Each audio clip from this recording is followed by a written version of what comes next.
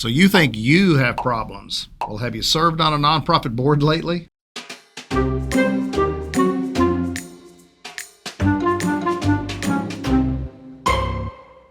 Hi, this is Greg McRae, founder and CEO of Foundation Group, and welcome back to our 501c3 University channel, where we strive to make nonprofit issues understandable, and sometimes maybe we referee a fight or two. Now, we're continuing our series of answering your questions, and today's question is about problems on the board of directors, and this comes from Marcia. Marcia writes, Hello, I am a member of a nonprofit water supply corporation which serves a small community, and our members are having problems with the board of directors. They have broken several of our bylaws, and now our president of the board has been soliciting other members to falsely enter information on their ballot and then inform the candidate that she would fix the forms to make them legal. We have one of the emails she wrote making that statement. Can the board be sued? Encouraging a candidate to lie is a serious offense, and her offer to alter the ballot is even more so. Can we remove the directors who are abusing their power? Yikes, that's pretty bad, and I'm not surprised Marcia is upset. Now, obviously, I only know what Marcia submitted in her question, no other details. But if it is like she says it is, this is a mess. The president is clearly engaged in a fraudulent attempt to manipulate a ballot process, and that's going to violate state law just about everywhere. Marcia asked two things. Can the board be sued? And two, can rogue board members be removed?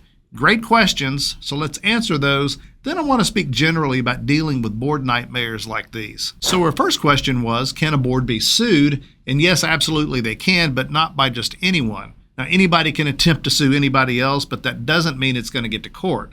First of all, you have to have standing, meaning that the plaintiff, they have to demonstrate that they have been directly harmed by the defendant's actions. Second, they have to have a valid complaint for it to even get traction. Standing's not enough. Now, don't think that the lack of either insulates an organization completely from the headaches of being sued. Even if a plaintiff lacks standing or a valid complaint and it all gets tossed out of court, it's still going to be a painful process and maybe even expensive to deal with this. So who might have standing in Marcia's situation? Well, members of the organization certainly do, fellow board members do, and potentially contributors do. Anyone who can make the valid claim that they're a stakeholder, and that's someone who is directly impacted by the organization's actions, they can all claim standing. In this case, the board president is accused of tampering with the ballot process. Now, Marcia didn't say exactly what that was about, but it doesn't really matter. Any of the categories of people I mentioned above could claim standing in this situation. The next question is what can be gained by suing? Well, sometimes it's not about money. It might be about power and control. In a previous video, I talked about a particular case in Long Island where a group of former church members sued for control of a church, and they got it. We'll link that in the description below, so check that out. Marcia's next question was, can we remove the directors? Well, in general, yes, they probably can, but that is going to be dependent on the bylaws. Any well-written set of bylaws should include provisions for how to remove an officer or director for cause. In the case of a board-run, non-member organization, it's going to be the fellow board members who do the removing.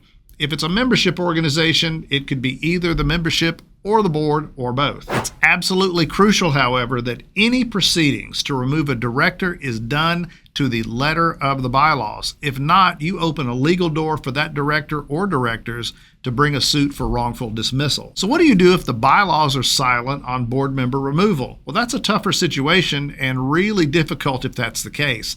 Given the fraudulent nature of the actions, I would recommend seeking the advice of an attorney familiar with corporate and nonprofit law to see what your options might be. And with that said, if you find yourself in any situation like this, you probably do need to consult an attorney, even if it's to verify what you're learning in this video.